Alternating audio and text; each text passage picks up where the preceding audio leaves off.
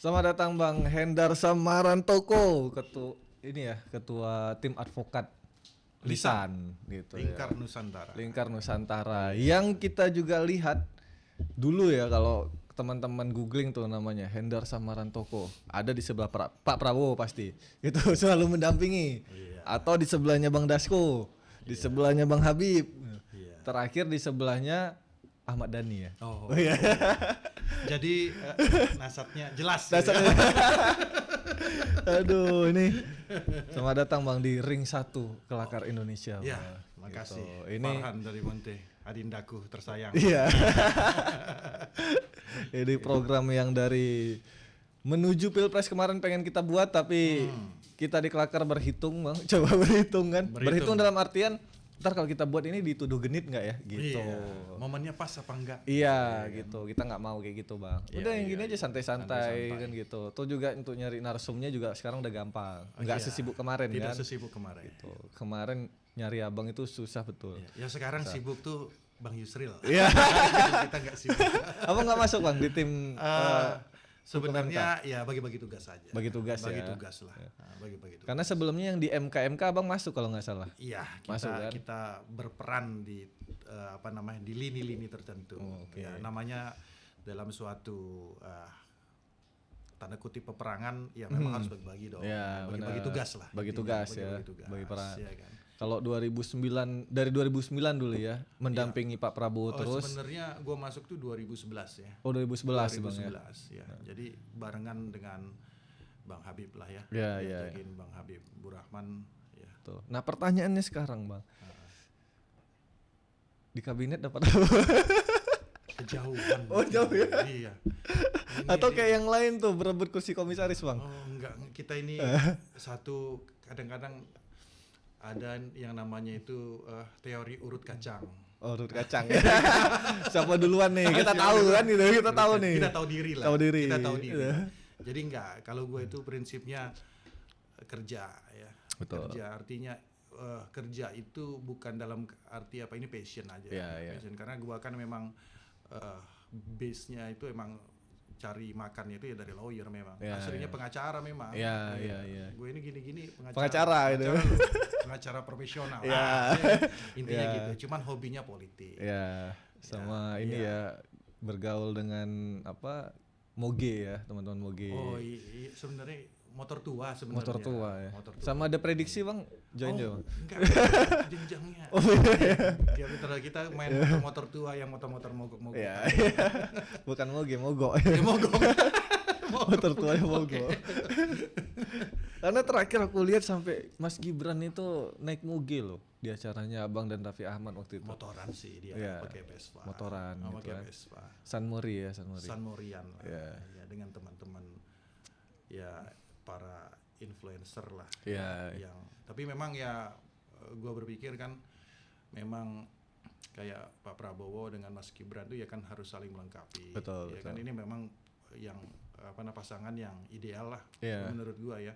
Jadi nggak mungkin juga kan Pak Prabowo motor-motoran, ya kan? Bayangkan kan Iya. motor-motor. Jadi Nanti- memang harus Mas Gibran yang Iya. ngisi kan gitu kan? Kasihan Mayor Teddy nanti ngawalnya. Ngawalnya Bang. Susah banget. Iya. Paling dia pakai yang sespan itu. Oh iya, yang ada di Bikin samping bawah, ya. Ya, Pak Prabowo di samping. sampingnya. Betul, Tapi ya betul. kurang cocok juga kan gitu. Iya. Engagementnya nggak. Iya. Jadi ya kita gue ngelihatnya bahwa Mas Gibran ini anugerah yang harus kita syukuri ya. Betul, Faktor betul. penentu lah. Betul. Satu kemenangan di mana ceruk pemilih muda itu bisa ditutupi oleh Mas Gibran. Iya. Dan itu nggak ada di Paslon yang lain. Nah. Itu aja sih. Tapi kan rame dulu Bang waktu keputusan MK masalah usia 35 tahun tuh. Nah, Abang sebagai orang yang melaporkan Jimli Asidiki gimana? Padahal Bang? anaknya teman gua ya. Oh, Iya. Anaknya teman gua ya. Di Gerindra juga. Di Gerindra ya, Ada. nah. Pas ketemu gua kita lagi lari lagi di sampingan itu Pak Prabowo lagi di GBK ya kan. Iya, iya. Bang, viral lu nyalek nggak? Kalau nggak pasti menang. Ya, viral kagak ada duit sama aja. Iya. Ya kan? Susah Jadi untuk nyalek biasa. langsung. Kita artinya no hard feeling lah Iya, soal iya. gitu. Kita mungkin Pak Jimli dengan Pak Prabowo, Pak Jimli dengan anaknya Ya, itu ya, hal yang memerankan berbeda lah. fungsinya Ya, masing-masing lah. masing-masing lah. Gitu. Memang kalau Pak Jimli berkeyakinan seperti itu secara akademik dan Profesinya, profesinya jalankan aja. Kita Ya. juga nggak ada ini sama dia, memang kita laporin aja. Iya. Masa anaknya mau baper sama gua Iya, ya kan nggak juga. iya. Kita sudah sama-sama dewasa lah tentang masalah itu. Memang kita laporin. Jadi ya itu salah satu apa ya, memang jalan konstitusi yang harus kita Ya. jalankan. Kita laporkan Prof. Jimli, mau sebenarnya gitu. Kita juga laporkan Saldi Isra sama Arif iya. Hidayat. Dan ya untuk Arif Hidayat memang terbukti kita. Cuman memang tenggelam Isunya ya. Prof. Jimli lebih Iya. tersorot apa nama itu putusan MK-nya Iya. masalah itu. Tapi kan itu sebenarnya gimana Bang? Putusan MK ini kan sampai hari ini ya di sidang iya, MK iya, itu iya, masih iya. diungkit Bang. Ya gini Dari dirty vote sampai Oke, hari ini itu iya. masih diungkit. Jadi orang itu kan sebenarnya gini ya. Gue itu kita itu harus mencerahkan masyarakat sebenarnya. Orang tuh ngomong usia 40 ya kan. Batas usia 40, 35 enggak, di bawah itu nggak boleh segala macam. Ini kan cuman aturan mengenai kepastian hukum aja sebenarnya ya kan. 40 boleh, di bawah 40 nggak boleh kan kayak gitu kan. Iya. Tapi kan harus ada landasan filosofisnya juga. Betul. Kenapa nggak boleh 40? Kenapa nggak boleh 35? Kenapa gitu? nggak boleh 35? Ya. Dan yang orang banyak nggak tahu, ya kan? Masyarakat terutama ya, dan berusaha juga ditutupi oleh akademisi-akademisi yang berseberangan dengan kita. Di 2003 Undang-Undang Dasar ya kan, dan di 2008 batas usia itu 35 tahun. Oke. Untuk menjadi cawapres. Jadi ini bukan sesuatu yang Bukan norma hal yang baru ya. Sebenarnya Iya. setelah Undang-Undang 7 2017 Diubah ke 40 jadi tahun. 40. Iya. Memang ada landasan filosofisnya kenapa harus 40 bla bla. Itu yang kita challenge, kita balikin lagi, Iya. ya kan? Ya enggak apa-apa, ini kan cuman strategi hukum aja sebenarnya. Betul. Enggak ada hal-hal yang spesial. Iya. Bukan hal Kecuali baru Janet ya. tes usia 5 tahun balita kita jadiin Iya. ubah undang-undangnya anak 5 Biar tahun bisa jadi iya, wakil anak-anak presiden, gitu. usia 20 ke bawah ya Iya. cuman itu aja sebenarnya. 35 udah matang lah. Ya udah mateng lah, ya kan. Iya. Orang 35 udah bisa ngapain kan? Iya. Pacarnya udah banyak juga Iya. kan udah 35 Udah ya banyak. kan? Ya udah punya anak lah gitu. Pada umumnya ya. Iya, jadi hal-hal gitu harus kita sikapi secara dewasa. Maksud gua, nggak etis segala macam. Ini cuman masalah strategi secara hukum aja. Ya, strategi secara hukum. Makanya kan kita sudah sering ngomong ya kan. Ya coba ini kalau jadi cawapresnya Ganjar atau cawapresnya Anies. Pasti nggak ribut ya. Pasti nggak ribut. Dua-duanya juga kan kalau terjadi deal sebelumnya pasti akan melakukan hal yang serupa. Iya. Ya kan? Ada kok statement Mbak Puan itu. Mbak Puan udah bilang ada tuh. Anies juga sempat mendekati juga. Benar. Kan habis itu dari teman-teman Nasdem juga sempat memberikan statement nyaman dengan itu. Jadi cuman gitu doang. Cuman ya karena ketika Mas Gibran dengan Pak Prabowo mereka panik. Iya. Jadi paniknya itu bukan karena masalah proses hukumnya ini. Kok nggak ke kita ya? Gitu. Gitu kan? Efeknya ini gila ini. Waduh. Ya kan, dua magnet besar Bersatu. politik Indonesia bersatu. Betul. Wah ya ini nggak kebendung, ya kan. The game is over, ya kan. Iya, Sebelum padahal bertanding harapannya gitu. bisa 2 putaran kan. Nah, gitu loh. Itu aja sebenarnya, nggak ada sesimpel itulah sebenarnya ya. Jadi kita sama aja kalau teman-teman yang praktisi, ya kan. Harusnya udah tahu lah ya gitu. Namanya kita bersidang, men-challenge sesuatu aturan. Sama aja kayak kita ngubah undang-undang itu kan, kita merubah undang-undang judicial review itu kan selalu dilakukan di setiap tahun tiap malah. tahun ada aja terus ya kan. Terus. Ya masalah itu nanti dianggap ada celah ini, ada celah itu segala macam, ya itu merupakan dinamikanya. Iya kan? Celah itu ya dijadikan alasan bagi mereka yang nggak puas. Bener. Itu Yang terakhir malah JR terkait PT 0% kan. Nah, ya itu juga. Parliamentary threshold-nya jadi 0%. Jadi 0%. Jadi ya gitu-gitu biasa. Kontroversi itu biasa-biasa aja sih. Gitu. Betul, Bang. Jadi sekarang nih, Bang, kita ngelihat sidang MK yang lagi berjalan. Iya. Di episode sebelumnya kita udah bahas. Aku udah bahas masalah MK ini, sidang MK nggak akan sesuai harapan para pemohon gitu kan. Oh iya. Terus yang kedua sidang MK itu karena hak angket yang gagal, jadinya Iya. ini hak angkut biar negosiasi lobbying kan gitu. Oh, iya. Karena kejadian Bang, capres-capresnya, pengantin-pengantinnya istilahnya itu, mereka sidang di MK, tim hukumnya sidang di MK, partai pengusungnya ketemu nih sama Iya. Pak Prabowo, Iya. tentu Pak Jokowi gitu kan, ketemu ngucapin selamat mereka. Iya, memang ya kalau gue ngelihatnya gini aja ya, sidang MK ini memang ya proses formal yang harus Iya. dilalui oleh pihak-pihak yang kalah aja. Ya, malah statement Ganjar kan juga ngomong, Nah, kita cuma mau transparansi. transparansi, Gitu, kita katanya pengen Ganjar. menegakkan keadilan, Iya, biar masyarakat tahu proses pemilu Iya. seperti apa. keadilan versi dia, Iya.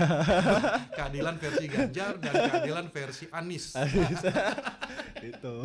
gitu doang sih. Jadi ya untuk bargain position aja mungkin ya di Ya, episode sebelumnya iya. kita ngobrolnya gitu. Ya ini tapi gue melihatnya apa ya, artinya bahwa ini bagus juga sih buat kita sepanjang dalam kerangka ini tidak memecah belah bangsa aja. Iya. Jadi artinya setiap isu dan setiap narasi argumentasi yang disampaikan itu merupakan pelajaran bagi atau feeding dan pelajaran bagi orang-orang Indonesia untuk ngelihat hukum tuh kayak gini loh. Iya. Hukum ini seperti ini. Jadi terserah kan dibanding nonton infotainment kan. Ya kan? Gugat cerai-ceraian aja ya Iya. kan. Yang kalau di infotainment kan Itu kalau nggak cerai, pelecehan seksual, KDRT, iya, narkobaan, narkoba. pasal perbuatan tidak menyenangkan Iya, mulu yang terus itu kan nggak Iya. tidak mencerdaskan ya. Betul. Nah, kita berusaha untuk mencerdaskan kehidupan bangsa melalui proses ini aja sebenarnya. Jadi cuman dengan kerangka tidak memecah belah. Iya. Itu aja sih. Tapi ada juga omongan di luar Bang bilang kalau 02 itu sebenarnya khawatir sama sidang MK. Makanya menerjunkan tim hukum yang expert semua gitu loh, Otto Hasibuan, Prof Yusril gitu-gitu. Nggak juga sih sebenarnya. Kalau gue itu ngelihatnya itu kan semua sudah terukur. Ya, gue itu kan ngikutin dan terlibat ya dari udah fase ketiga ya 2014 2019 Sekarang 2024. Jadi gue sebenarnya kita udah tahu menang kalah itu kita udah tahu sebenarnya. Oh gitu. Ya udah kita udah punya bukan terawangan, Analisa lah. analisa ya. yang terukur Analisa. gitu loh. Betul. Analisa yang terukur gitu loh. Kayak contohnya ya kan masalah formalnya aja dulu gitu kan. Masalah formal itu artinya apakah ini kewenangan MK apa enggak? Oh iya. Dan dari Itu situ juga aja, jawabannya KPU tuh. Iya, dari situ aja kan sudah gampang sebenarnya. Iya. Jadi kita itu nggak usah ngomongin bansosan segala macem. Ngomongin masalahnya ini kamar Bawaslu atau kamar MK. Iya. Gitu doang Atau kan? kamar PTUN gitu. Atau kamar misalnya. PTUN. Nah, jadi cuma dua itu doang. Kalau kita bicara masalah pelanggaran ya, pelanggaran itu udah jelas-jelas di Undang-Undang Pemilu yang terbaru 2017 itu ya ranahnya ranah Bawaslu. Iya. Udah. Nah, kalau itu pengen diubah, ngubahnya itu jalurnya di Di undang-undang pemilunya ya. undang-undang pemilu di permasalahan di judicial review dulu, undang-undang Iya. dibatalin. Tapi kan nggak sempat. Ya, nggak kepikiran karena waktu itu mungkin mikirnya mereka yang menang Iya. gitu loh. Bisa nih 2 putaran nih Iya. gitu kan. Kalau gua yang menang, habis itu kan mereka susah nih. Iya. Nah, mikirnya gitu. Jadi skenarionya berubah. Gitu doang sih. Emang susah ya kalau sebelumnya jadi pemenang terus kalah gitu, Bang. Iya, kecolongan gitu. Kecolongan. Ya. Kecolongan. Tuh. Kita lebih respect ngelihat Pak Prabowo yang berkali-kali kalah terus sekarang menang gitu. Terharu kita. Terharu. Tadi gua yang kita Iya. bawa video itu mau nangis aja. Kadang-kadang Iya. gua pengen ini, aduh gila ya. Kita jatuh bangkit lagi. Iya. Aduh. Kalau kita mungkin nggak akan bisa sekuat itu ya. Betul. Kita kan belum, tapi itu jadi inspirasi lah. Iya. Bukan cuma buat kita aja ya, buat anak-anak muda kita. Betul. Strawberry generation. Iya. Nah, ya generasi yang lembek Iya. ini gitu loh. Itu kan harus belum apa-apa. Udah nyerah gitu Mental kan. health apalagi mental illness gitu lah, nggak ngerti tuh aturannya kan istilah gitu ya kan. Nah, ini kan sebenarnya harusnya bisa jadi inspirasi ya. Iya. Bagaimana dia membangun kerajaan politiknya itu dari bawah, ya kan, dari nol dia bangun Gerindra, ya Iya. kan, sampai menjadi salah satu partai yang terbesar di Indonesia, dan puncaknya dia sebagai ketua umum, ketua dewan pembina, puncaknya dia jadi presiden. Itu komplit lengkap sudah. Komplit, betul. Paling komplit mungkin. Iya. Oh enggak, ada. baru ketemu kan sama Xi Jinping. Sama Xi posisinya. benar. Sama posisinya. Sama posisinya. Iya. Sama Xi Jinping baru ketemu. Keren. Sebagai ya sama posisinya, dia pimpinan partai, dia pimpinan negara. Tapi kan gitu. Xi Jinping membangun partai dari awal apa tidak? Bukan dia yang bangun, bukan dia yang bangun. Enggak, kalau Prabowo itu dia bangun. Dia yang partai. bangun, ya.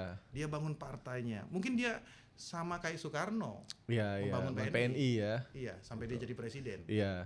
Nah, Abang itu kan sebenarnya bukan hanya pendukung nih, Bang, di Pak Prabowo. Tapi juga kader kan di Gerindra. Bisa dikatakan gitulah. Tuh, walaupun tidak kelihatan gitu. Gitu ya. Gak ada yang tahu mungkin ya. Enggak lah. Itu apa? Kalau itu kan Nggak banyak orang tahu ya. gitu kan. Kenapa dulu memutuskan masuk Gerindra, Bang? Ya sebenarnya jalan hidup aja, alur aja sebenarnya. Ya kan kalau dari sisi perjalanan itu memang ya tentunya dari peranan dari Bang Habib Burahman sama Bang Dasko lah. Intinya kita diajak masuk. Kita di satu perahu lah ya. Ya satu gerbong masuk ke situ, satu gerbong. Ya kan. Setelah Mega Pro ya kan. Mega Pro 2011 itu ya. 2011 kita masuk ke situ. Ya berjalan, tapi ya gua itu juga sih sebenarnya apa namanya itu karena kita fokus juga memang di dunia lawyer, jadi ya tetap aja jalan gitu-gitu aja. Makanya mungkin orang ngelihatnya tidak terlihat politisi banget gitu ya di publik ya. Taunya Abang tuh lawyer lah. Lawyer memang lawyer. Gue juga pengennya ternama gitu. Ya lawyer punya nama lah. Iya, nggak mungkin gak ada namanya. Gitu. Salah satu lawyer di Jakarta yang banyak klien lah. Amin. Ya kalau ada ini boleh lah. Iya. Tulis hubungin call center. Nanti lewat kelakar ya, Bang ya. Oh gitu ya. Biar ada commission fee-nya. Oh iya, ada loh. Tenang aja. Kasus hukum. Itu. Betul. Jadi ya gitu. Gua masuk situ, kebetulan ada passion juga ya jalan kayak gue bilang tadi memang cocok gitu ya. Karena memang ya mungkin ideologinya ya karena dari bokap almarhum ya yang nasionalis ya tentunya cocok, dan platformnya kan nggak jauh beda ya gue rasa ya, kayak PDI habis itu Gerindra kan platformnya ideologinya sama, kurang lebih sama nasionalis lah. Nasionalis ya, main di apa namanya itu buruh tani ya, marahin sama aja dengan di Pak Prabowo kan sama kurang lebih. Jadi ya memang gitu. Gua itu berpikir bahwa untuk menjadi untuk masuk ke politik itu yang paling utama itu ya kita harus punya ideologi dulu. Betul. Jadi kayak gua ya akan sulit membayangkan gua untuk masuk ke PKS umpama gitu. Ya karena platformnya nggak sama nih. Platformnya aja nggak sama. Ya. Bukan berarti gua tidak beragama ya. Jangan juga begitu ya kan. Gua kita respect dengan PKS, kita respect dengan NU, dengan tokoh-tokohnya ya kan. Cuman ya ideologinya aja yang beda. Cara berjuangnya aja yang berbeda. Cara berjuangnya sih sebenarnya. Betul. Ya kalau gua masuk di partai-partai yang berbasis agama kan gitu kan, ya gua nanti ngomongin masalah dalil-dalil segala macam ya bingung, gua harus belajar lagi ya kan gitu kan ya kan. Gua harus belajar lagi. Dan nggak nature aja ya. Nggak nature. Jadi kita kan harus berpolitik pun harus nature. Betul. Harus jujur lah. Harus jujur. Nah ini Abang harus jujur nih. Terlepas Abang nih kader Gerindra sebagai praktisi hukum, ngelihat sidang MK hari ini gimana, Bang? Ya kalau ini kan udah masuk fase pembuktian ya. Iya, menghadirkan saksi-saksi ya dari 01 dan 03. Ya gue lihat the game is over lah udah. Selesai, Bang ya. Selesai udah. Kasian banget, Bang. Ini banyak loh penonton yang berharap lagi. The game is over. Jadi maksudnya ini merujuk kepada apa namanya itu pengalaman kita sebelumnya. Karena gini dia ya kan, dengan rezim undang-undang 7 tahun 2017 ya kan, masalah pemilu itu sudah menurut gua sudah sangat mapan ya. Jadi diatur sedetil mungkin dan sedetil mungkin dan berlapis. Ya. Ya, artinya lu kalau masalah pelanggaran ya kan, sengketa TSM, proses, ya kan, sengketa proses, bansos dan sebagainya, lu ke Bawaslu. Ya. Biar MK juga nggak direcokin dengan masalah MK ngurus masalah perselisihan hasil Ya. pemilihan umum.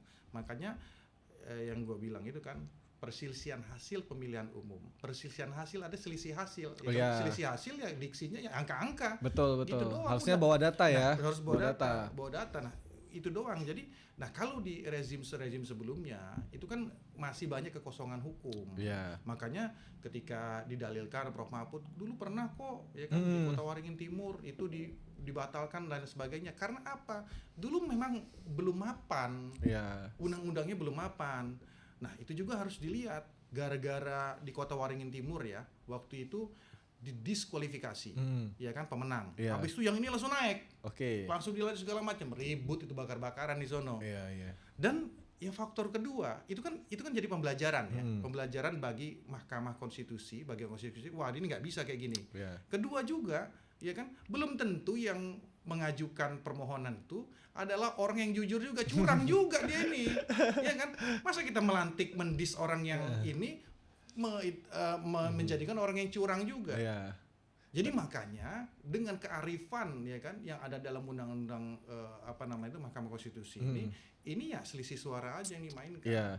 Gitu loh. Karena yang dibawa kuliah tuh di sidangnya Bang, kita ngikutin gitu. Karena ngelihat wah ini tokoh-tokoh hukum semua nih yang bersidang kan. Wah, kita penasaran pengen belajar kan. Betul. Yang dihadirkan itu pakar ekonomi, betul, Pak Faisal Basri kan gitu. Betul. Terus tadi itu Romo Magnis gitu, bicara tentang filsafat dan etika politik kan gitu.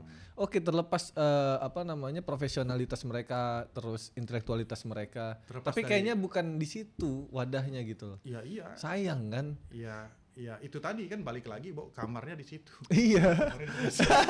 Ngomongin salah kamar. Iya kan, harus salah kamar dulu nih. Iya. Dobrak dulu kamarnya, kita bisa ngobrol nih. Jadi, nah, itu satu. Tapi kedua kan itu kan tetap juga harus di challenge juga kan, bahwa apakah teori-teori yang disampaikan oleh Romo Magnis, habis itu dari Faisal Basri, ya kan, itu berakibat langsung mempunyai hubungan kausalitas ya kan kepada suara. Iya. Kan gitu juga. Kan ini kan teori sulit juga tuh. Bukan sulit. Jadi satu sulit ya. Memang tantangan tersendiri, gue bilang ini kan jalan terjal bagi sana. Jadi teori bahwa bansos itu berefek terhadap suara. Ya kan?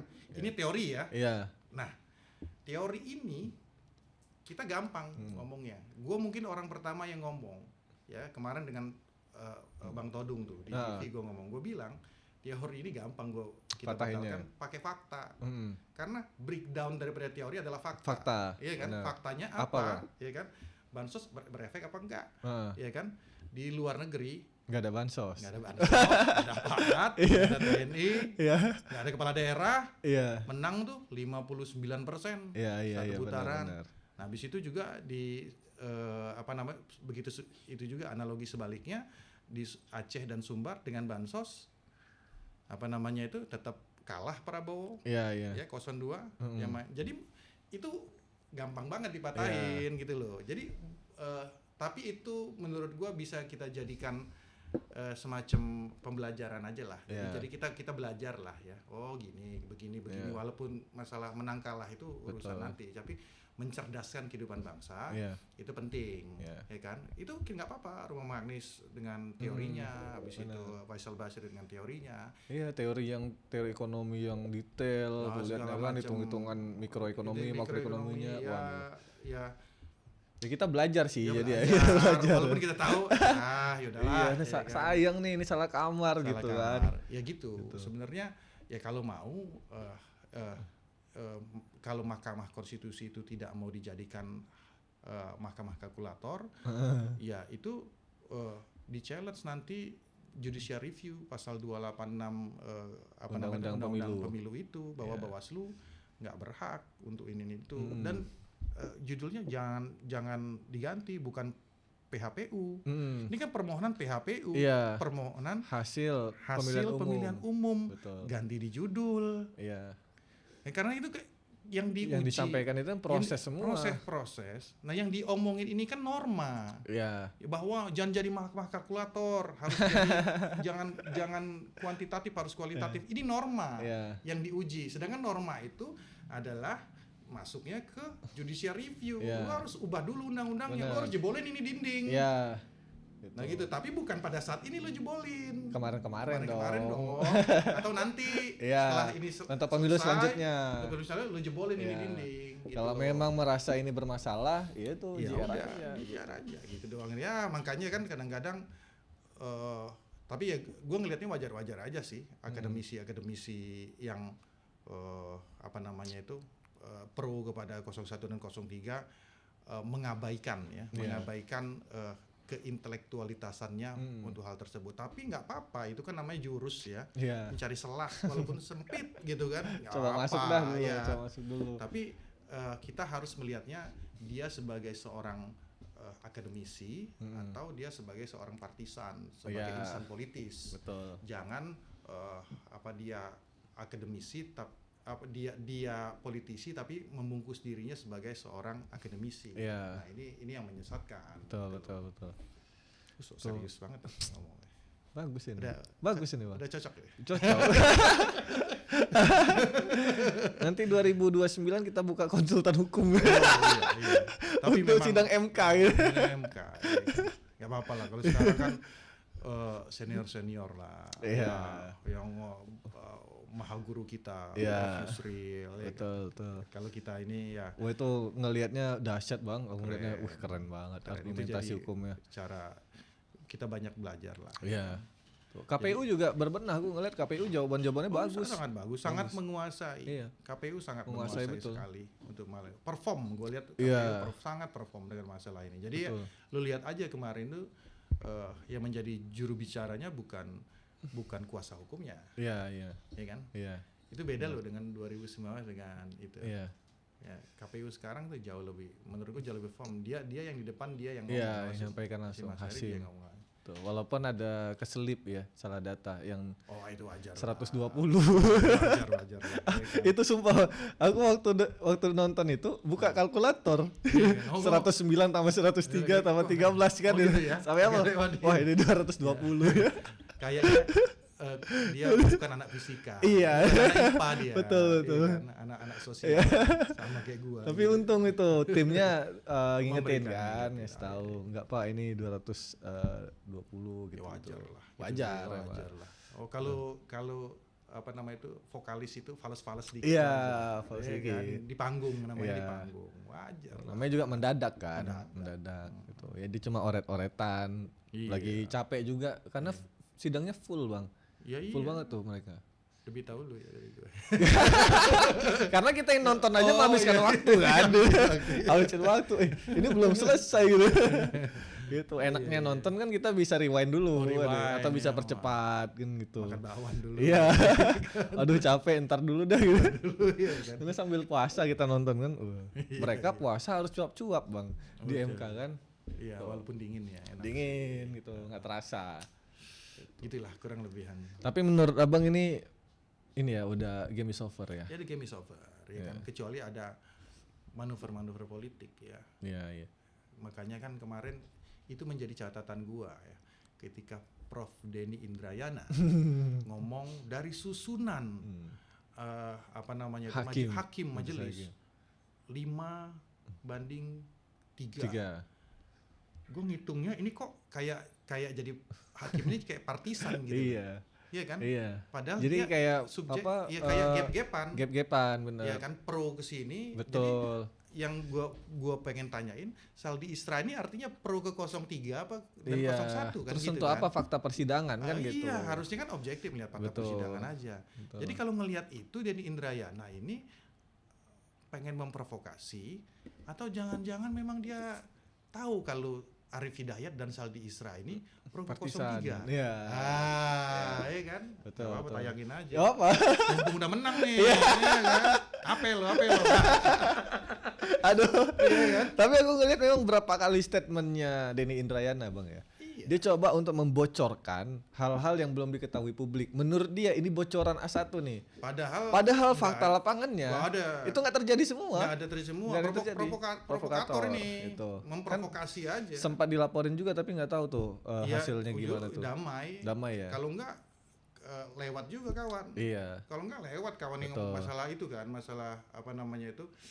Ya MK juga kalau salah tuh. Terbuka. Oh iya pemilu. Ya. Dia bocorkan ini akan apa namanya itu proporsional tertutup. Ternyata enggak kan. Iya, gitu tetap terbuka. Ngapain gitu-gitu. Betul. Gitu. Jadi dia 3 kali loh itu. Iya, jadi narasi yang provokatif menurut gua. Narasi yang provokatif. Jadi kan bawah itu kan gini-gini. Jadi ujungnya itu kan jelekin MK. Benar. Kayak gini juga kan jelekin MK. Seolah-olah dia ngomong kalau Saldi Isra dan Arif Hidayat ini adalah kubu 03 sono betul. Gitu loh. Simpatisan ya kan? Kasian juga Saldi Isra dan Arif Hidayat. Padahal objektif mereka tuh. Harusnya objektif walaupun mungkin juga patut diduga juga mungkin benar. Nggak di proses ini kita menganggap ini bener lah. Yang kan ngeri-ngeri juga gitu ya kan gitu. Cuman saya rasa, gua rasa ya hakim MK itu orang yang negarawan, ya udah teruji lah ya, sudah teruji. Jadi gue rasa akan objektif dan melihatnya case by case. Betul. Ya, jadi bukan partisan ini, bukan partisan itu, gitu doang sih. Kesalahannya di situ doang. 01 dan 03 itu lemah dalam membuktikan. Sayang sebenarnya. Ya. Aku pengen tuh sebenarnya ada pertarungan hukum yang sengit gitu bang. Kita sebagai masyarakat nih anak muda nonton, gini nih pertarungan hukum gitu loh, saling argumentasi gitu. Ya, yang gue lihat tuh gini, ya kan, upaya hukum ya pada saat kampanye, ya pra pemilu itu tidak dimaksimalkan oleh mereka. Betul. Kalau kita beda, 02 itu setiap ada dugaan pelanggaran kita laporin. Iya. Wow, makanya gua tuh dihujat-hujat kan. Lisan tuh dihujat, gua laporin semua. Bukan apa-apa, itu tabungan kita. Iya. Biar aja nanti diuji. Itu tabungan kita. Kalau sewaktu-waktu amit-amit kita kalah, ini kita udah lalui prosesnya, gitu loh. Nah, kita sudah melaporkan. Dugaan masalah diproses nggak diproses segala macam. Ini artinya kan bisa dijadikan suatu bahan kita untuk nanti di MK, ya kan? Kalau ditolak kita bisa masuk ke tapi kita jalankan itu semua. Betul. Nah, itu yang nggak dilakukan di sana. Ya mungkin nggak maksimal, yang cuman dijadikan bahan kampanye aja, gitu loh. Cuap-cuap nih ke media segala macam. Tapi nggak diproses. Omon-omon doang. Jadi kan susah. Betul. Jadi maksud gua itu ya kan harusnya dari 01 dan 03 itu banyak belajar juga. Tim hukumnya harus banyak belajar bahwa semua itu harus dilakukan. Betul. Ya, maksudnya semua proses itu harus terus dilakukan. Jadi jangan cuma omon-omon, narasi-narasi di media ada kecurangan sini, kecurangan situ, nggak dilaporin. Lah, memang gua ngelaporin itu nggak punya data. Emang gua setiap lapor diproses? Belum tentu kan? Enggak juga semua diproses. Tom Lembong gua kagak diproses. Padahal udah jelas-jelas tuh nyebarin pasal hoax tentang pemilu itu. Ya, bahwa presiden nggak boleh nggak boleh kampanye. Kan gitu-gitu. Ada ketidakpuasan, tapi gua ya udahlah ini prosesnya kan gitu. Ya kan, tapi kita udah tempuh cara itu. Ya udahahnya itu ya karena satu udah menang juga sih. Tapi aku ngelihat bang prosesnya. Kan berapa kali aku coba main ke kantor hukumnya TKN kan. Gitu. Tiap hari rapat, mantau nih kan. Ini ada dugaan apa nih, nyusun laporan gitu-gitu kan, masukin laporan. Jadi memang kita itu karena ini bukan ujuk-ujuk ya. Jadi kita itu gua bagian daripada itu dengan segala respect gue kepada teman-teman yang tidak terlihat di publik ya, tim-tim hukum kita ya, tim-tim hukum kita ini memang sudah bekerja dan tim itu sudah terbentuk udah hampir 10 tahun. Jadi infanteri udah siap tempur nih semuanya kan. Pasukan panah itu terlatih, bukan dibentuk pada saat ini aja. Nah gitu loh, kalau kerajaan tuh dia punya pasukan panah itu memang udah latihan selama ini udah main terus. Jadi ketika ada suatu pertempuran ya udah jalan. Nah itu yang mungkin belum di kubu lain di ya. kubu lain, baru pada saat mau ada pertempuran seperti ini, mereka baru menyusun kekuatan barisan, segala macam, nyari senjata, ini segala macam. Ya kayaknya seperti itu. Iya. Kelihatannya sih memang gitu, Bang. Ya, gitu. Oh, lu masuk juga ke 0103? Enggak, aku ngelihat aja itu. Lihat. Tapi ke WA kalau butuh data sini. Iya. Ada panggilan aja. Iya. Gawat nih. Batu-batu ngomong aja paparan. Aku ngeliatnya itu masyarakat kan berharap, Bang. Aku bahkan ini orang tua aku itu, Bang, dukung 01. Orang gitu tua ya. gua. Gitu. Dukung 01. Ini wajar sih. Gitu. Gue juga maksudnya yang lain banyak juga yang mertua gua sih 02 ya. Orang tua gua udah enggak ada. Ya maksud gua kadang klien-klien gua juga tuh banyak yang 01 juga. Kalau 03 tuh emang low Gak ada. Emang 16%. 16%. Iya kan, sedot semua, sedot semua ke kita. Jadi kalau 01 itu ya memang masa pendukungnya memang sudah mengkristal, sudah mengkristal. Ya intinya yang antitesa dari Jokowi lah, Pak Jokowi intinya. Nah, tapi ya kan, punya basis yang solid juga lah. Punya basis gitu yang solid, kan. harus kita akui, harus kita akui. Tapi ya susah untuk nambah. Makanya kan gue itu tertarik dengan apa yang ini dikatakan oleh Dini JA, Dini JA, bahwa secara makro ya kan 01 itu ya dia buka secara di bawah alam sadar dia tidak ingin menang. Dia hanya meramaikan, menikmati pertarungan ya. Meramaikan pertarungan, tapi rame. Tapi dia tidak di bawah alam sadarnya dia tidak ingin tidak berusaha untuk menang. Betul. Karena kalau dia pengen menang, ceruk dia nggak mungkin ngambil cuma ceruk itu doang. Iya sih.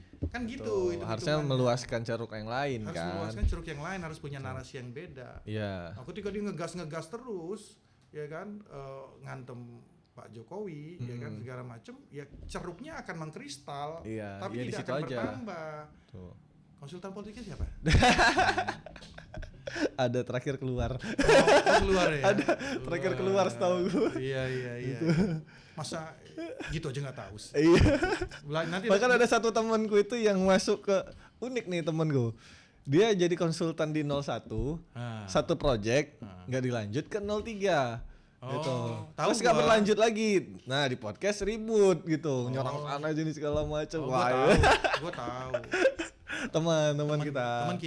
Padahal bukan di dia kesalahannya ya, berarti kan tim ini nggak mau dikasih tahu gitu loh. Iya, Capres ini nggak mau dikasih tahu ini loh fakta benernya di lapangan gitu. Ya, gue nggak merasa itu ada bukan no choice ya. Nggak ada pilihan lain. Gue rasa nggak gitu ya. Harus ya nggak bisa sporadis gitu loh. Maksud gue kan. Lu nyerang kalau main bola lu nyerang cuma di satu sisi doang, sisi kiri doang, ya kan? Yang kanan bobol lah, kan gitu doang. Termasuk ini masalah MK ini juga kayaknya kedua-duanya ya, 01, 03 itu punya tim yang hebat-hebat, Bang. Iya. Tapi mereka ini kan akademisi di atas nih, lapangannya itu nggak disiapin, Bang, infrastrukturnya. Jadi data-data yang diinput ke tim hukum itu nggak lengkap, nggak detail. Ya itu tadi, karena kalau gue melihat kalau 03 infrastruktur tim hukumnya mungkin dibanding 01 ya lebih oke lah. Ya PDI kan punya beberapa orang yang top lah di bidang hukum lah ya. Maksudnya yang sudah ngikutin ini lama juga. Ya itu tadi karena mungkin ya. Dari awal mereka pikir mereka ini udah menang gitu, ya kan? Balik lagi sih Pak Jokowi ke mereka. Iya kan gitu ya kan? Ya kan udah di endorse apa lagi nih ya kan? Ya habis itu si yang di endorse nggak laku. Gitu ya kan? Mereka jadi mikirnya mindset sebagai seorang pemenang. Betul. Nanti gampang. Iya. Kalau kita digugat, kalau kita sebagai pihak terkait kita pemenang. Ya, mereka juga susah untuk buktikan. Mereka nggak berpikir untuk kalah. Jadi ada yang unik gini, Bang. Aku kan bergaul lah, berteman sama relawan-relawan 01, 03 gitu kan. Satu momentum, kita duduk nih. Kita ketemu gitu kan. 01, 03 sama aku dan mereka nggak tahu aku tuh di 02, Bang. tahu kan. Lu di 02 ya sekarang? Kok gue juga nggak tahu ya? Tadi itu penugasan khusus. Iya. Terakhir aja baru ku post undangan bukber kemarin kan. Oke. Itu, juru bicara TKN kan. Wih, ngeri banget. Itu kan dia tahu kan. Iya, Bahkan iya. tim di Kelakar itu ya sebatas tahu oh karena partai apa yang mengusung itu 02 gitu kan. Aku diafiliasikan ke 02. Tapi aku bergaul ke 01 03. Jadi duduklah ketemu nih. Ketemu 01 dan 03 nih relawannya berdebat. Yang 01 bilang nanti kalau putaran kedua kan gitu. Nanti kita fasilitasi nih, nanti kita bilang ke pimpinan di 01. Loh, siapa bilang kata 03 kan? Yang lolos 01. 03 nih yang lolos gitu. Jadi berdebat gitu. Belum apa-apa udah ribut. Iya, ada ribut. Tapi mereka masih berpikir mereka lolos putaran kedua Makanya, ya? lolos putaran kedua. Oh. Gitu. Sama Bang 01 berpikiran untuk akan lolos putaran kedua. 03 berpikiran capresnya itu juga lolos putaran kedua gitu. Tapi mereka nggak punya pikiran kalau mereka menang satu putaran ya? Itu dia. Iya kan? Nggak punya. Cuman pengen Cita-citanya tuh cuma 2 runner up-nya aja. putaran. gitu. Cita-citanya 2 putaran. Artinya mentality itu udah kalah kan di juara situ. kedua ya kan? Iya. Mentality runner up sebenarnya. Itu karena berpikir mungkin ya. Iya di putaran kedua Putaran game kedua changer. iya game changer nih. Iya, ada Pengalaman perubahan pilkada DKI, kan. Gitu. Mereka harus berpikir ya pilkada DKI itu beda. Ini gua harus ngomong nih. Itu. Pilkada DKI itu game changernya ya Ahok. Iya. Ketika dia Mengenal Al-Maida. kena Al-Maida. Iya. Dan yang melaporkan pertama kali itu adalah advokat cinta tanah. Aduh. Abang waktu itu ya. Habis kumisan gini. Iya. Akta. Gitu. Jadi Orang kita di punya- balik kemenangan Anies karena Iya, memang waktu itu Pak Prabowo kan yang Ya, support iya, betul. Iya, jadi memang tapi terlepas ya. Ini bukan maksud gua, sorry nih teman-teman Ahokers ya, Iya, pendukung-pendukung itu kita bukan dalam rangka kita hitam putih ya, Iya. ngelihatnya. Bahwa itu merupakan suatu strategi aja ya. Iya. Jauh di sanubari kita, apakah Ahok itu dianggap melakukan penistaan atau enggak, itu biar menjadi konsumsi Iya. kita masing-masing. Tapi secara hukum dia seperti itu. Iya, iya. Itu kan berubah. Betul. Memang Anies ya apa dulu? Iya. 2000 pada saat pilkada DKI, ya kan jauh banget ininya elektabilitasnya jauh banget. Iya. Kan perubahan di situ. Iya, iya. Jadi sepanjang tidak ada faktor X ya kan, sepanjang tidak ada faktor X pada saat di 2024 ini kemarin, ini nggak akan berubah. Iya, iya. Jadi kita itu cuma jaga ritme doang kan, Iya. jangan sampai aneh-aneh aja nih. Ya kan? Gitu loh ya kan, kurang-kurangin lah. Karena mereka nunggu tuh. Iya, ya mereka nunggu nih kan di medsos nih. apa nih yang Kapan bisa nih pleset nih, ya gitu. keplesetnya di mana? Ya enggak ada lah. Iya, iya. Allah bersama kita. Iya. Gitu loh, ya kan dijaga gitu loh. Iya. Jadi Ketua Dewan Pembinanya aja udah Habib Lutfi kan. ya udah. Maaf, Udah. selesai itu barang Selesai. ya kan. Itu. Jadi ya cuman berharap itu doang. Jadi kalau di pertandingan sepak bola itu kan istilahnya itu ball position udah kita terus ini, Iya. ya kan. Abis itu udah 3-0. Iya. Mereka berharap kayak Liverpool lawan Barcelona di extra time di bisa extra main time nih. atau di putaran kedua ya Iya, kan, di leg leg kedua. berikutnya dia bisa Gempur kan. Emang mentalitinya seperti Jurgen Klopp dan Liverpool ya gitu Iya. loh. Kan nggak seperti itu. Betul. Wah, itu kan kejadiannya nggak 100 pertandingan Iya. ada satu kali kejadian itu. Itu menarik juga, iya ya. Bener. Kok mereka nggak kepikiran menang satu putaran ya? Enggak gitu. Iya kan bener kan. Iya belum juga. ada. Iya juga. Gue itu gini-gini seorang filsafat. Iya. Iya kan. Bisa nganalisa dari sisi Menganalisa- terdalam Iya, kan. jadi kenapa mereka nggak berpikir satu putaran? Iya. Artinya mereka cuma berpikir untuk menjadi runner up Runner doang. up. Dengan berharap di putaran kedua ada perubahan. Nah artinya apa? Ya kan kalau kita bicara ini, kalau kita sandingkan, komparasikan dengan masalah di MK. Ini kan cuma masalah taktik doang. Betul. Ini taktik hukum, ini taktik politik. Iya. Bener kan? Benar. Nggak ada bener salah. Dan memang arahnya itu balik lagi Bang. Sidang MK hari ini ya, gugatan di MK hari ini arahnya adalah untuk biar bisa 2 putaran. Itu Masih mikir gitu sih? yang aku dengar gitu Bang. Oh. Gitu. Kenapa nggak menang? Jadi arahnya adalah untuk ke sana. Atau 01? Jadi 2 putaran. Gini nih, ini menarik menurut gua ya. Ini menarik ya. 01 sama 03 CS-an nih sekarang. Iya. Ya, Dan faktanya Bang, Abang kalau mau cross check lah silahkan. Iya. Mereka bertukar saksi Bang. Iya. Gue nggak tahu yang jadi saksinya di KPP itu siapa ya kan? Ya kan gitu kan ditukar saksi. Cuman nih masyarakat harus tahu ya. Iya kan? Lu bayangin nih. Amit-amit nih. 02 kalah. Iya. Iya kan? Dengan solidnya 02 dan partai politik dan lain sebagainya untuk pemerintahan segala macam, bandingkan kalau 01 sama 03 ini akhirnya mereka bersatu, sesolid apakah mereka? Ya kan? Cakar-cakaran yang ada. Betul. Lu pikir enggak usah deh Anies sama Caimin aja. Ya kan? Emang bisa sesolid Prabowo dengan Gibran? Iya. Cakar-cakaran, Bos. Ya kan? Itu yang Anda harapkan, ya kan, pemerintahan kita berikutnya, ya kan, Anies yang gampang balik badan, dan Caimin, Ganjar Mahfud juga gitu kan, sang kancil ini, kan? Sangat lincah, ini, ya kan, memang bisa berjalan pemerintahan dengan baik, dari sisi itunya doang. Betul. Gitu loh. Nah habis itu 01, habis itu kan gua punya apa namanya itu di TikTok gua ya, nanti follow ya. Membayangkan PDI dan PKS bersatu gitu kan. Iya. Membayangkan unik Anies dan Ganjar bersatu, ya kan? Bukan Anies dan Ganjar bersatu, Bang. Tapi Anies dan Ahok bersatu. Itu ada. Bahkan lebih dari itu. Habib Rizik dan Ahok bersatu. Bergandengan tangan gitu untuk Indonesia maju ke depannya, ya kan? Lu pikir gampang, ya kan? Kalau mereka mau aja sebelum pemilu terjadi kayak gitu, Bang, menang mungkin ya. Ya nggak mungkin nih, ideologinya kalau mereka sama. Mau. Iya, kalau mereka benar-benar negarawan gitu kan. Jadi artinya apa, ya kan? Manuver yang dilakukan oleh 01 dan 03 saat ini bersatu itu cuman kepentingan politik sementara, saat doang. Ujungnya cakar-cakaran juga mereka nanti. Iya. Iya kan? Bertarung lagi tuh mereka. Betul. Apalagi nanti kalau tiba-tiba nih kalah nih, katakanlah kalah gitu kan. Gabunglah ke koalisi pemerintahan. Iya. Yang satu porsinya lebih banyak dari yang lain. Aduh, itu lebih sulit ngaturnya, Bos, ya kan? Ini 02, Bos, ya kan? Enggak susah-susah amat, adem, ya kan? Lu bayangin aja nanti itu rombongan 01 itu ya ngeri-ngeri kan, ya kan? Wah, nyodok-nyodok ya kan? Itulah menarik, Bang.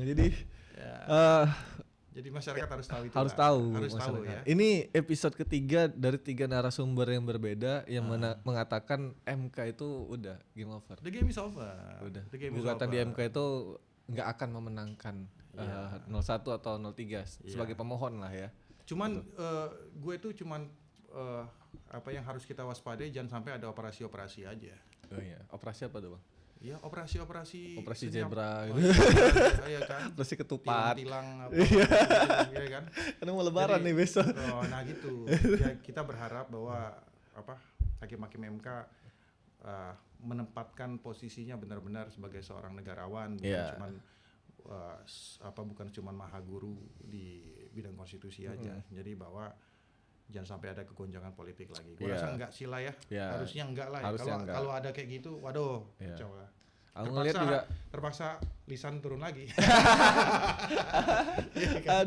Makasih, Bang, untuk waktunya, Bang. Kita udah ngobrol. Nanti harus ada episode selanjutnya. Kita ngomong setelah putusan MK. Oh, gitu. Ini kan menanti putusan MK, Bang. Oke. Nanti setelah putusan MK kita akan bahas. Kita bahas lagi. Check it out, guys. Oke.